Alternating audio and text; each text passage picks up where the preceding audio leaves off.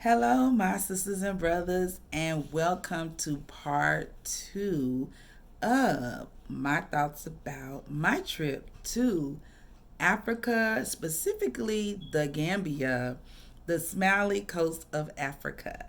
And as you can see by the topic, let's ask the question: did I feel safe in Africa? Did I feel safe? Well, let me talk about it. Okay, now before I went, now this is part two, so you got to go check out part one and kind of catch up. But and so I'm so sorry that I'm it's taking me about a week to come back, but I'm back. So I try to, I'm trying to get better at this video thing, YouTube thing, but I'm back, so I'm ready to go ahead and talk to you a little bit more about my experience in the Gambia. Like I said before on the first video, when I decided to talk about going to Africa, my first initial thought was Ghana. Everybody knows about the year of return and everyone that's repatriating back to the motherland. I really didn't think about it until like 6 months ago. I can truly and honestly say, maybe a little longer than that now, about 8 months ago, when it just really was in my spirit to just, you need to go to Africa. It's like, I need to go to Africa. And I just started talking about it. I started saying it out my mouth. I'm going to Africa. I'm going to Africa, and I think I'm going to Ghana. So, like I said, just like I said in the first video, I started doing my research. I started watching YouTube channels until I was led to the Gambia. So, like I said, I took my first trip on my birthday, which was in May. So, and I'm going to be honest with you, it is July now, and I am still, when I think about it, when I go back and look at the videos and the pictures, I just get that feeling all over again. And what's that feeling? I felt amazing. I felt free. People, if you have not been, and I get so excited, I try to calm down because every time I talk about it, something inside me just wakes up. So if you haven't, go visit. So the question is, did I feel safe? Seems like a lot of my friends and family was a little concerned, and it's funny, or the responses that I got when I said, well, I'm getting ready to go to Africa. And the response that I would get, the most common response I would get from people was, Africa? Why you going to Africa? I mean, like, really, like, their whole face just, and I was just like, well, I just want to go. I was like, I just feel like I need to go. You going by yourself, and I did. I went by myself.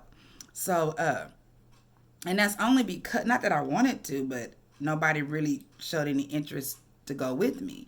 So I was like, well, you know what? I guess I'm going solo. So they were really like, are you sure?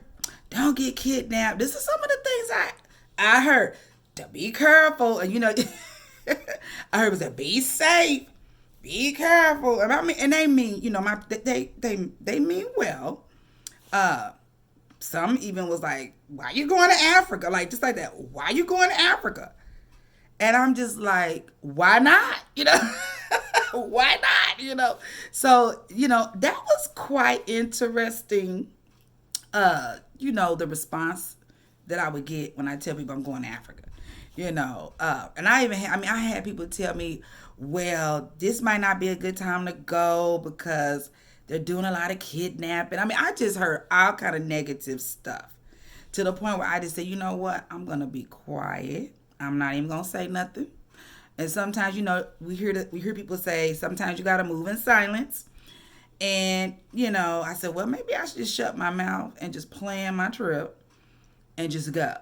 Because, I mean, if I would have listened, I'm glad I didn't. I'm glad I did not listen because I never would have went. I never would have experienced what I've experienced, and can't nobody take that experience away from me. Nobody.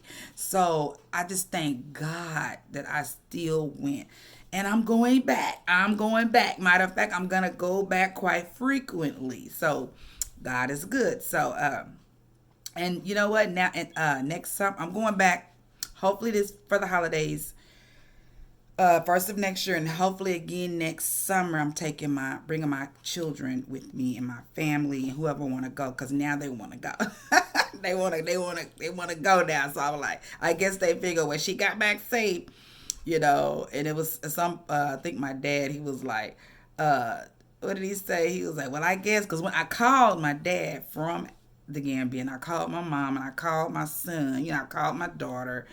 Uh, you can call through the Messenger Facebook app. So I would call them, let them know I was good. And my dad, he was like, oh, okay, well, I guess you didn't get kidnapped. I'm like, Dad, really? So I mean, I don't know. And so there is a stereotype, that comes about Africa. And I think it's just a lack of education. And I must admit, I am still getting educated. But I'm still getting educated. And I almost feel like I should have already been more educated on, the continents and the West Africa, East Africa, just South Africa. But like I said, that's okay. Well, I I just feel like when it's your season to learn something new, I believe God will put it on your heart. He will give you a hunger and a thirst, and he will shift your mind to where he wants you to go. Because I really wasn't thinking, like I said, a year ago, I never would have believed I would have went to Africa. So I understand, I didn't really take offense because, sometimes you just can't, when you have something in your heart and you have to do it, you just have to do it. You just have to do it. And everybody won't understand.